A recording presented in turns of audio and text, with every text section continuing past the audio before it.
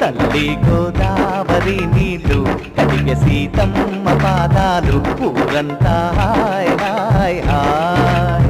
మనసంతా hi hi hi ఇదే నా పల్లెటూరు ఇదే నా తల్లి గారు మా ఊరి పాడి పంట